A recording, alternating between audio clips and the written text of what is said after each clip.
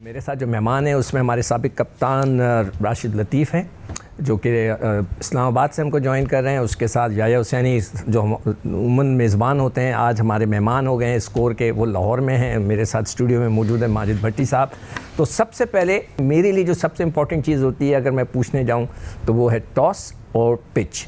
तो सबसे पहले मैं चलता हूँ राशिद की तरफ। एज ए कैप्टन राशिद, आप कैसे देख रहे हो इस पिच को और इस टॉस को? Good toss to win? जी, अच्छा टॉस जीता है और स्टार्ट भी अच्छा है, क्योंकि पिछले मैचेस में अगर देखें होम सीरीज में हमने थोड़ी सी टिंजी ग्रास रख के ग्रीन पिचेस बना के हम 2 टेस्ट मैचेस हार गए और यही सोचा था कि शायद जैसन गिलेस्पी इनके खिलाफ भी ऐसी ग्रीन पिच बनाएंगे और कल तक खबरें यही थी कि ग्रास होगी, लेकिन आज देखा तो येलो ग्रास थी, यानी कि इसके ऊपर काम हो गया था, तो फ्लैट पिच लग रही है। नेक्स्ट 2 डेज और जो चलेगी ये अच्छी बैटिंग पिच स्लोली ब्रेक होगी। अच्छा टॉस जीता और पाकिस्तान ने अच्छा स्टार्ट भी लिया और जब तक शान मसूद खेल रहे थे तकरीबन 4.22 के ये स्ट्राइक रेट से बैटिंग कर रहे थे और लग ऐसे ही रहा ताकि हम लोग बहुत बड़ा टोटल बना सकते हैं और अभी भी बना सकते हैं, ऐसा नहीं है। और यहाँ पे जैसी पिच है, जैसी अपोजिशन है इंग्लैंड की टीम 400 प्लस या आप कह सकते हैं 500 तक जाते हैं तो अच्छा स्कोर है कि चौथी इनिंग उनकी आ जाएगी और पिच अगर टूटती है, क्रैक पड़ते हैं तो पाकिस्तानी स्पिनर्स को बहुत फायदा होगा। तो इसका मतलब है कि सारा खेल अब पाकिस्तानी जो है बॉलर्स के ऊपर आ गया। जो स्कोर तो बहुत अच्छा हो गया, अगर कल जब हम ऑल आउट भी होते हैं, अगर सपोज करें 450-500 रन भी हो जाते हैं तो फिर बॉलर की जिम्मेदारी आ जाती है कि वो किस तरह की बॉल करते हैं। सिकंदर भाई, इसमें ऐड करूंगा थोड़ा सा ना हो कि अगर इंग्लैंड की टीम ने रिप्लाई ऐसे ही कर दिया जैसे पाकिस्तान ने किया, और कर सकते हैं जिस तरह से करते हैं, अगर उन्होंने कर दिया तो मैच अनडिसाइडेड लगता है। फिर उसके बाद उनकी सेकंड इनिंग जो है, जो इंग्लैंड की पहली इनिंग है, वो बहुत इंपॉर्टेंट हो गई है। अगर तो वो पाकिस्तान जल्दी आउट कर लेती तो हम वो रिकॉर्ड टूटने से बचा लेंगे। अच्छा, अदरवाइज फिर 11 मैचेस हो जाएंगे। नहीं देखिए, हाँ वो भी इक्वल हो जाएगा रिकॉर्ड। पिंडी का जो पहला जो इंग्लैंड की टीम 2022 में आई थी, जो पिंडी का मैच था, उसमें इंग्लैंड ने टॉस जीत के 675 रन किए थे और पाकिस्तान ने 579 रन किए थे। उसके बावजूद भी पाकिस्तान जो है वो हार गया था ये मैच। तो सेकंड इनिंग भी अच्छी खेलनी होगी पाकिस्तानियों को, इसलिए कि 3 दिन के बाद याया हमारे साथ मौजूद है। लॉर्ड याया, मौसम वहाँ पर लगता है काफ़ी गर्म है और इस पिच के मुझे ऐसा महसूस होता है कि ये पिच जो है तीसरे चौथे दिन के बाद हमें पता चलेगा कि इसमें क्या होने वाला है। तो what's your opinion about it? देखिए सिकंदर, पहले तो जिस तरह राशिद लतीफ़ साहब ने कहा कि एक अच्छा टॉस पाकिस्तान जीता, इसमें कोई शक व शुबे की गुंजाइश नहीं है, लेकिन जिस इंटेंट के साथ, जिस पॉजिटिव अप्रोच के साथ आपको कप्तान शान मसूद खेलते हुए दिखाई दिए या फिर अब्दुल्ला शफीक खेले, जिन्होंने मजमूई तौर पर 4 छक्के लगाए, 23 चौके लगाए, पाकिस्तान को 253 रन स्कोर बोर्ड पर लगा कर दिए। पाकिस्तान टीम को इस पहली इनिंग के बाद सेकंड इनिंग में भी अच्छा खेलना होगा, क्योंकि इंग्लैंड की अगर आप बैटिंग लाइनअप देखते हैं तो उनका स्ट्राइक रेट भी अच्छा है, उनके जो खिलाड़ी हैं वो जारहाना खेल पर यकीन रखते हैं और इस पिच के ऊपर उनको भी इस बात का अंदाजा है कि हमने अटैकिंग क्रिकेट ही खेलनी है, क्योंकि पाकिस्तान टीम गिरते गिरते भी कल 450 450 रन तो कर ही लेगी। तो इस तनाजुर में अगर देखा जाए तो खास तौर पर इंग्लैंड का ओपनिंग स्टैंड हमारे लिए बड़ा इंपॉर्टेंट होगा, अहमियत का हामिल होगा। लेकिन जहां तक पाकिस्तान की बैटिंग की बात है, मैं क्रेडिट देना चाहूंगा कप्तान शान मसूद को, जेसन गिलेस्पी कोच को, जिन्होंने एतबार किया, इन्हिसार किया, भरोसा किया, और वो अब्दुल्ला शफीक जिनके बारे में ख्याल किया जा रहा था कि उनको टीम से ड्रॉप कर दिया जाएगा। 4 इनिंग में उनके 42 रन थे, बहुत ज्यादा दबाव में थे। Champions one day cup Iqbal stadium Faisalabad में भी वो रन्स नहीं कर पाए थे, लेकिन आपने देखा कि तसलसल मुस्तकिल मिजाजी, आज शान बहुत अच्छा खेले, अब्दुल्ला शफीक बहुत अच्छा खेले, दोनों ने दूसरी विकेट पर 250 की पार्टनरशिप पाकिस्तान को दी। तो ये चीज है जिसका आपको मुजाहरा करना होगा। लेकिन ये शुरुआत अच्छी है, लेकिन हमारे खिलाड़ियों को आगे आने वाले दिनों में भी अच्छी क्रिकेट खेलनी होगी। जिस तरह आपने मौसम की बात की, मुल्तान की पिच अच्छा खेल रही है, मौसम बहुत अच्छा है, 5 दिन 15 सेशन ये खेल होगा। मैं देख रहा हूँ कि लोगों को क्रैम्प पड़े हैं, लड़कों को अपना शान मसूद को भी क्रैम्प पड़ा है, अब्दुल्ला शफीक को भी क्रैम्प पड़ा है। जब गर्मी होती है इस किस्म के तो क्रैम्प्स पड़ते रहते हैं। बट ये साहब पिछला जो मुल्तान में मैच हुआ था, जो 2022 की बात है, वो 300 किसी ने नहीं किए। इंग्लैंड ने 281 किए, पाकिस्तान ने 200 किए, फिर 275 इंग्लैंड ने किए, और हम जो है 328 रन का टारगेट नहीं अचीव कर सके। इस दफ़ा मुल्तान की पिच थोड़ी डिफरेंट नज़र आ रही है, इसमें बैटिंग नज़र आ रही है। अगर ये पूरी बैटिंग चली गई और इसमें बॉलर्स कुछ नहीं कर सके तो डोंट यू थिंक कि थोड़ा मैच का मज़ा ख़राब हो जाएगा? देखो सिक्कू भाई, जिस मैच की आप बात कर रहे हैं 2 साल पहले मैं मुल्तान में मौजूद था, वो तकरीबन 3.25 दिन में मैच ख़त्म हो गया था। लेकिन ये पिच मुख्तलिफ है। अब जिस तरह राशिद भाई कह रहे थे कि पाकिस्तान को टॉस का एडवांटेज भी मिला, अच्छी पार्टनरशिप भी मिली, अब 300 प्लस पाकिस्तान कर गया है। लेकिन पाकिस्तान टीम का जो मसला रहा है, पिछले 10 टेस्ट मैच जो होम ग्राउंड पर हम हारे हैं, वो खेले हैं, उनमें से 6 हारे हैं। उन मैचेस में एक तो पाकिस्तानी टीम कंसिस्टेंट नहीं है। आप बांग्लादेश का पहले टेस्ट मैच की पहली इनिंग्स देखें, 450 करके उसके बाद फिर हम वो टेस्ट मैच हार गए। इसी तरह दूसरे टेस्ट मैच में भी हमारी बैटिंग नाकाम रही।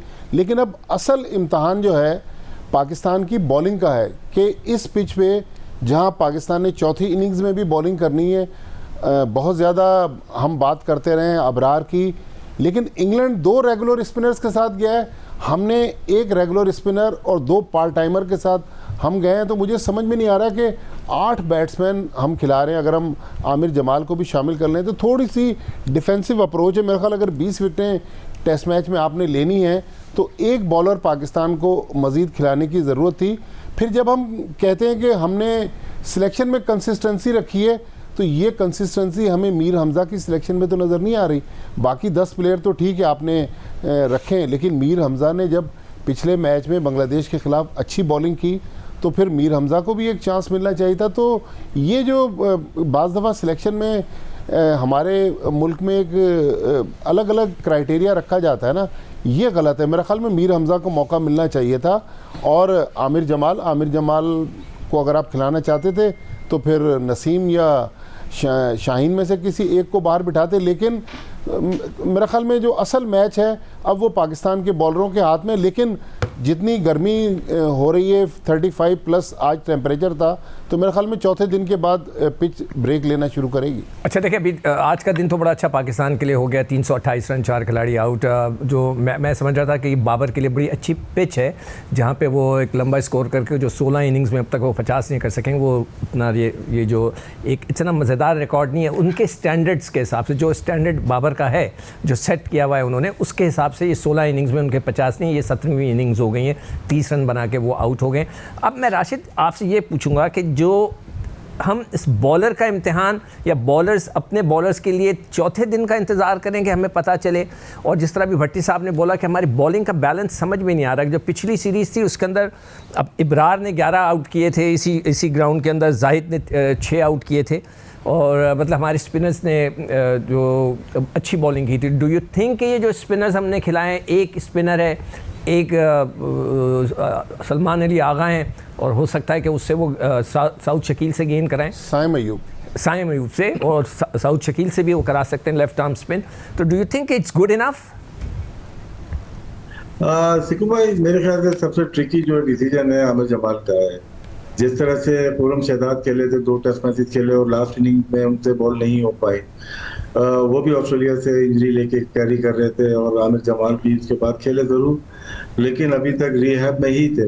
उनका बड़ा पहला मैच है, टेस्ट मैच, इंटरनेशनल गेम। अब इनको देखना इस हीट में क्या उनको अभी खिलाना चाहिए था। भट्टी साहब ने अभी बात की थी मीर हमजा की, शायद टू अर्ली कर दिया, क्योंकि हीट जहाँ पे ज्यादा होती है ना, वहाँ पे आप अपने इंजर्ड प्लेयर को अवॉइड करते हैं। जैसे बेन स्टोक्स की हैमस्ट्रिंग का मसला है, वो एग्रीवेट करती है हीट के अंदर। तो ये अगर 35 सेंटीग्रेड अगर वहाँ पे हो रहा है तो शायद अगर तो वो खुदा न खास्ता आउट होते हैं तो हमें प्रॉब्लम हो जाएगी। और हम एक ही स्पिनर से जा रहे हैं, लास्ट इनिंग हमें बॉलिंग करनी है। अगर पिच टूटती है या रफ मिलते हैं हमें, शाहीन शाह अफरीदी के लेफ्ट आर्म वहाँ से मिल जाते हैं, रफ मिलते हैं, तो हमें एक स्पिनर और चाहिए था जो कि लंबी बॉलिंग कर सके। एक और चीज़ राशिद, सॉरी मैं तुम्हें थोड़ा सा बीच में कट कर रहा हूँ, ये मुझे बताओ, एक हम तो स्पिनर की बात करें, मैं आखिरी सवाल है उसके बाद मैं ब्रेक लूँगा। डू यू थिंक इस पे रिवर्स होगा इसलिए कि हमारे पास नसीम है, शाहीन पिछला सीरीज़ नहीं खेले थे, नसीम है ये और अपना शाहीन और अपना जमाल है, तो क्या उनका रिवर्स होगा यहाँ पर? डू यू थिंक हो सकता है इस पिच पे? बिल्कुल। जो गलती हमने पिंडी टेस्ट में 2 मैचेस में की, पूरा स्क्वायर ग्रीन था, पिच भी ग्रीन थी, हम रिवर्स कहाँ से करेंगे? यहाँ पे अगर आप देखें पिच बहुत फ्लैट है यहाँ पे, और जिन पिचेस पे प्रैक्टिस हुई है वो भी आपको नजर आ रही है कि उसमें शेप हुई भी है, तो आपके पास चांसेस ज्यादा हो जाते हैं। और ड्राई पिच जब हो जाती है ना, जब ड्राई, ये देखें आप पिच अभी जो देख रहे हैं आप, ड्राई पिच है, यहाँ पे बॉल थोड़ा पकड़ती है, पिच जरा पकड़ती है बॉल को, तो वहां पे निशानात बनते हैं बॉल पे, वो कैरी करना पड़ता है। आप फास्ट बॉलर है, आपको अंदाजा होगा कि किस तरह से बॉल को की केयर की जाती है, और अच्छी केयर की यहाँ पे, क्योंकि स्वेटिंग बहुत होती है, पसीना बहुत होता है। अगर आपने बॉल को थोड़ा सा भी, स्पिनर्स बहुत ज्यादा गीली कर देते हैं बॉल, अगर तो आपने केयर अच्छी की उसकी, तो रिवर्स बहुत अच्छी मिलेगी। और आमिर जमाल हैं या नसीम, दोनों अच्छे तगड़े फास्ट बॉलर हैं जो कि रिवर्स कर सकते हैं। नो डाउट शाहीन भी है, लेकिन ज्यादा इन्हिसार उन पे करना पड़ेगा जिनकी पेस 140 प्लस हो। राइट, पहला दिन पाकिस्तान का 328 328 में 4 खिलाड़ी आउट, और जिस तरह की हम बात कर रहे हैं कि इस पिच पे अब क्या होगा, तो विल टेक अ ब्रेक, और ब्रेक के बाद वापस आके देखते हैं कि हमारी बॉलिंग में इतनी जान है कि हम 20 विकेट्स हमने लेनी है, हमने अगर ये टेस्ट मैच जीतना है। तो विल टेक अ ब्रेक।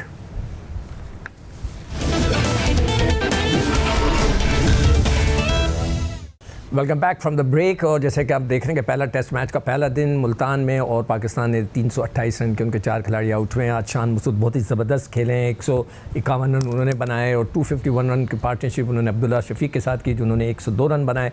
4 पे साइम आउट हो गए थे, और बाबर 30 रन पे आउट हो गए। मैं बड़ी उम्मीद लगाए बैठा था इस पिच के ऊपर कि बाबर रन्स करेंगे, इसलिए कि ये पिच बहुत अच्छी थी, मगर लगता है अभी तक वो अंडर प्रेशर है। अब हमारा जो डिस्कशन चल रही है कि हमने पिच का अंदाज़ा हो रहा है कि इट्स अ बैटिंग ट्रैक, क्या हमारे पास इतनी बॉलिंग है कि हम उनको 2 दफ़ा आउट कर सकें? That's a very important question, otherwise वो रिकॉर्ड बराबर हो जाएगा जो मैंने बताया आपको। 1969 to 75 के जो पीरियड था उसके दरमियान 11 मैच ऐसे गुजरे हैं जिसमें बगैर कोई फैसले के, मतलब पाकिस्तान जीता नहीं, ड्रॉ हुआ और हम हारे।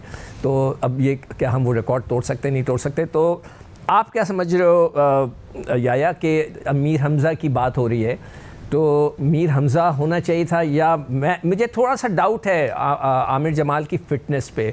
मैंने उनको वनडे मैचेस खेलते हुए देखा, मुझे वो इतने 100% फिट नज़र नहीं आए। और अगर वाकई जिस तरह भी राशिद बात कर रहे थे कि गर्मी के अंदर प्रेशर पड़ जाता है मसल्स के ऊपर, डू यू थिंक कि Mir Hamza would have been a good choice? देखिए सिकंदर, अगर आपने प्रेस कॉन्फ्रेंस देखी हो शान मसूद की, तो उन्होंने इस बात के ऊपर एम्फेसाइज किया कि आमिर जमाल को टीम में रखने का बुनियादी मकसद यह है कि हमारे 7 बैट्समैन तो रन्स कर रहे थे बांग्लादेश के खिलाफ सीरीज में, लेकिन हमारी टेल बहुत लंबी थी। उन्होंने इस बात पर जोर दिया कि आमिर जमाल को टीम में रखने का बुनियादी मकसद यह है कि हमारी जो बैटिंग लाइनअप है वो थोड़ी सी लंबी हो और हमारी टेल जो है वो कम हो जाए, जो कि बैटिंग नहीं कर सकती। अगर आपको याद हो तो ऑस्ट्रेलिया के दौरे में दिसंबर जनवरी में 18 खिलाड़ियों को आउट किया आमिर जमाल ने, एक निफ सेंचुरी के साथ 184 रन उन्होंने स्कोर किए। उसके बाद वो अनफिट हो गए थे। लेकिन अब आपका सवाल यह है कि क्या ये दुरुस्त फैसला है आमिर जमाल को रखने का? मैं आपको थोड़ा सा पीछे लेकर जाऊंगा। आपको अगर याद हो तो चैंपियंस का वनडे टूर्नामेंट में कुछ फिटनेस मसाइल हुए शाहीन शाह अफरीदी के, और आज जिस तरह ओले पॉप ने कप्तानी की है, उन्होंने 44 ओवर अपने फास्ट बॉलर से करवाए हैं, 39 ओवर अपने 2 स्पिनर से उन्होंने डाले हैं। उन्होंने उसके अलावा जो है बॉलिंग कराई है, 44 नहीं बल्कि 42 ओवर उन्होंने जो है अपने स्पिनर से कराए हैं, क्योंकि उन्होंने जो रूट से भी बॉलिंग कराई है। लेकिन जो इंपॉर्टेंट चीज है वो ये है कि उन्होंने अपने फास्ट बॉलर को 3 या 4 स्पेल में आजमाया है। अब अगर आपके फास्ट बॉलर अनफिट हो रहे हैं तो उसकी बुनियादी वजह आपकी कुछ सोच भी है। आप अगर अपने फास्ट बॉलर के साथ इन डेड पिचेस के ऊपर 8-8 ओवर का स्पेल करवा देंगे तो आपकी टीम जो है वो 4 दिन की क्रिकेट नहीं खेल रही, आपकी टीम जो है वो 4 डे क्रिकेट से दूर है, तो फिर आपको क्रैम्प्स तो पड़ेंगे, मुश्किलात तो आएंगी। शान मसूद इस टीम के फिटेस्ट प्लेयर हैं। आज आपने देखा कि उनको भी क्रैम्प पड़ रहे थे, हालांकि वो लंबा खेल सकते थे लेकिन लंबा नहीं खेल पाए। जहां तक बात है मीर हमजा को न खिलाने की, तो मीर हमजा और शाहीन शाह अफरीदी में टाई थी। टीम मैनेजमेंट ने यह डिसाइड कर लिया था कि हम उन्हीं 7 बैट्समैनों के साथ जाएंगे जो कि बांग्लादेश के खिलाफ सीरीज में खेले थे। नसीम शाह, अबरार और आमिर जमाल को उन्होंने क्लियरेंस दे दी थी। बट नहीं क्यों खिलाया उन्होंने मीर हमजा को, उसकी बुनियादी वजह यह थी कि उनको यह लगता है कि नई बॉल के बॉलर मीर हमजा है और उनकी टाई जो है वो शाहीन शाह अफरीदी के साथ है। अगर आपको याद हो तो ऑस्ट्रेलिया में Melbourne test match Shaheen Shah Afridi और वहां पर आपको मीर हमजा खेलते हुए दिखाई दिए थे वहां पर। लेकिन यह भी याद रखना होगा कि पाकिस्तान 4 फास्ट बॉलर के साथ टेस्ट मैच खेला था, मेलबर्न टेस्ट मैच। तो यहां पर मीर हमजा अनलकी है थोड़ा सा, लेकिन यह बात बिल्कुल दुरुस्त है कि पाकिस्तान टीम में इस वक्त अगर बॉलिंग अटैक की आप बात करते हैं तो मीर हमजा वाहिद फास्ट बॉलर है जो कि सिर्फ टेस्ट क्रिकेट खेल रहे हैं। तो आपको फिर उनको प्रायोरिटी भी देनी चाहिए जो आपने नहीं दी। मेरा जो कंसर्न है फास्ट बॉलिंग में फिटनेस के हवाले से वो आमिर जमाल से ज्यादा शाहीन शाह अफरीदी है। देखिए, आपने बड़ी अच्छी बात बोली है कि उन्होंने जो उनके जो कप्तान है बड़े बहुत ही अच्छा कैलकुलेशंस के साथ एक अच्छे कप्तान के साथ बड़े दोनों तरफ से बॉलिंग करवाई, दोनों हर बॉलर को आजमाया, 4-4 ओवर 5-5 ओवर का स्पेल कराया, 44 ओवर आपने जैसे हमने अभी देखा कि 15 ओवर दोनों फास्ट बॉलर्स ने और नीचे जो नया लड़का डेब्यू जिसने किया कार्ड्स उसने भी जो है 13-14 ओवर करा दिए। तो बहुत अच्छी तरह उसने हैंडल किया है। मगर सवाल ये पैदा होता है, मैंने डेटा निकाला था कि जो इंग्लैंड की टीम है अगर उनका टोटल मैंने फर्स्ट क्लास मैचेस निकाले वो 1500 उन्होंने मैचेस खेले हुए, हम लोगों ने 1100 खेले हुए। जब मैंने हो सकता थोड़ा 19-20 उसमें फ़र्क हो और इसमें से अगर सरफराज के 180 निकालें तो सिर्फ 1000, तो हम कम फर्स्ट क्लास मैचेस हमारे लड़कों ने खेले हुए, उन्होंने ज़्यादा खेले हुए। और भट्टी साहब ये जो बात हो रही है मैं हमेशा एम्फेसाइज़ करता हूँ कि फ़र्स्ट क्लास 4 रोज़ा मैच लड़के उनको खेलना चाहिए, वो लड़के नहीं खेल रहे। डू यू थिंक कि इसका असर हमें आज इस मैच में नज़र आ जाएगा? अगर उनकी फ़िटनेस का प्रॉब्लम हुआ तो फिर हम क्या करेंगे? देखिए सिक्कू भाई, ये तो हकीकत है कि फ़र्स्ट क्लास क्रिकेट को हमने पिछले कुछ सालों से जो जिस तरह इग्नोर किया उसी का नतीजा है कि आज हम 5 डे क्रिकेट में लैग कर रहे हैं। पिछले 10 होम मैचेस में पाकिस्तान को एक भी जीत नहीं मिली। अवे सीरीज़ में भी हम स्ट्रगल कर रहे हैं। हमने जो आखिरी टेस्ट मैच जीता था फरवरी 2021 में और उस मुल्क से बाहर जो हमने किसी बड़ी टीम को हराया इंग्लैंड को 2018 में, उसके अलावा हम बांग्लादेश, जिम्बाब्वे, श्रीलंका जो लोअर टीयर की टीमें हैं दुनिया की उनसे जीते रहे। तो ये कंसर्न तो है, लेकिन जाहिर है अब जो भी था, अब ये आमिर जमाल की अगर आप फिटनेस की बात करें, आमिर जमाल इंग्लैंड में वॉरिकशायर काउंटी से खेलते हुए अनफिट हुए, पाकिस्तान में वो अनफिट नहीं हुए। तो ये जो फिटनेस के मसाइल हैं ये तो अपनी जगह मौजूद हैं, लेकिन जब आप टेस्ट मैच खेल रहे हैं और टेस्ट मैच जीतने की बात कर रहे हैं तो मेरे ख्याल में फिर आपको प्रॉपर 4 बॉलरों के साथ तो जाना था। या हमारे पास शाहीन और नसीम 2 फास्ट बॉलर और एक अबरार, बाकी 3 हमारे पास पार्ट टाइमर है। तो 20 विकेटें कैसे लेंगे? जिस तरह याहिया बता रहे हैं, शाहीन की भी फिटनेस का इशू है, आमिर जमाल रिसेंटली लंबी इंजरी के बाद वापस आए, तो पाकिस्तान टीम के लिए आसान नहीं है। लेकिन मेरे ख्याल में मैं अक्सर ये सोचता हूँ, आप चूँकि 2 टेस्ट क्रिकेटर हैं, मैं आपसे ही चले ये पूछ लेता हूँ, पास्ट में ये होता था, हम 79 में इंडिया से 2-0 हार कर आए, आप भी उस टीम में थे। जब वापस कराची आए, मुझे याद है तौसीफ अहमद का जिस टेस्ट मैच में डेब्यू हुआ, पहले दिन लंच से पहले इतनी बड़ी बड़ी ब्रेक हो रही थी। तो वो पिचेस अब हम क्यों नहीं बना रहे? बांग्लादेश नहीं, मगर भट्टी साहब हमारे पास बॉलर नहीं है ना सर, लेकिन अब हम हमारे इन बॉलरों से भी तो हमें 20 विकेटें नहीं मिलेंगी ना। नहीं मिलेगी, मगर मैं आज बैठा सोच रहा था, लीच को मैं देख रहा था, इतनी ज़बरदस्त उसकी फ्लाइट के साथ गेंद कर रहा है। मैंने बहुत जोर डाला, मेरे जहन में नहीं है, आपके जहन में है कोई ऐसा, या राशिद आपके जहन में है कोई ऐसा लेफ्ट आर्म स्पिनर जिसको हम मिस कर रहे हो नुमान के अलावा? नहीं, नुमान ही है आपके पास जो डोमेस्टिक से खेल के आया है। नए लड़के जरूर है, महरान वगैरह, लेकिन इनको पूरा डोमेस्टिक सीजन खेलना पड़ेंगे। स्पिनर इतने आराम से इतनी जल्दी बनता नहीं है। सही फास्ट बॉलर में नहीं बनता राशिद, उसको भी तो तगड़ा होने के लिए खेलना पड़ता है ना। सईद अजमल की मिसाल है, यासिर शाह की मिसाल है आपके पास, इवन इमाद वसीम भी डोमेस्टिक काफी खेला हुआ था। जितने अब्दुल रहमान है आपके पास, जुल्फकार बाबर है, ये डोमेस्टिक इनकी 5-5 विकेटें हैं और इसीलिए सक्सेसफुल रहे। और जहाँ तक अभी जो प्लेयर्स की बात है, उसमें अभी बात जो हो रही थी डोमेस्टिक नहीं खेलते, बहुत जल्दी टीम में आ जाते हैं। हमारा जो फास्ट ट्रैक है वो PSL है और अंडर-19 है। बाकी तो टीवी पे मैचेस आते हैं, उनकी हाइप बनती है और नेशनल टीम में चले जाते हैं, और जैसे जाते हैं थोड़े अरसे के बाद वैसे ही वापिस आ जाते हैं। राइट। तो जो सीजन खेलते हैं, लंबे सीजन खेले हुए होते हैं, उनका पता चल जाता है। अच्छे प्लेयर्स होते हैं, भले वो टीम से बाहर भी हो जाएं, लेकिन वो अगर डोमेस्टिक खेल रहे होते हैं वो अपना परफॉर्म करते रहते हैं। टीम में सिलेक्ट हो या ना हो, लेकिन उनकी जो फर्स्ट क्लास कैरियर वो 20 इयर्स का हो जाता तो है। राइट सर, राशिद बिल्कुल आप सही करें। मैं भी इसी बात पे जोर देता हूँ कि फर्स्ट क्लास क्रिकेट इन लड़कों को खेलनी चाहिए। जब तक नहीं खेलेंगे, तगड़े नहीं होंगे। पाकिस्तान और इंग्लैंड के दरमियान पहले टेस्ट मैच, मुल्तान का पहला दिन 328, पाकिस्तान 4 खिलाड़ियों आउट पे अच्छा स्कोर कर लिया है। अब हम सब का फोकस ये है कि तीसरे और चौथे दिन गेंद स्पिन होता है नहीं होता। अगर हो गया, क्या पाकिस्तान के बॉलर्स जो हमारे पास हैं, इब्रार और आगा सलमान, वो क्या वो रन थ्रू कर देंगे, जो 20 विकेटें ले लेंगे? इसलिए कि फास्ट बॉलर्स अभी तक इतना मज़ेदार बॉल नहीं करे। रिवर्स स्विंग पे हम डिपेंड करेंगे। तो हम इंशाल्लाह आपसे कल फिर मुलाकात होगी। जब तक देखें कल पाकिस्तान किस स्कोर के ऊपर इनिंग डिक्लेयर करता है या वो ऑल आउट होता है। It will be very interesting. Pitch बहुत मज़ेदार है और लेट्स सी कि कल क्या होता है। जब तक के लिए जा दीजिए।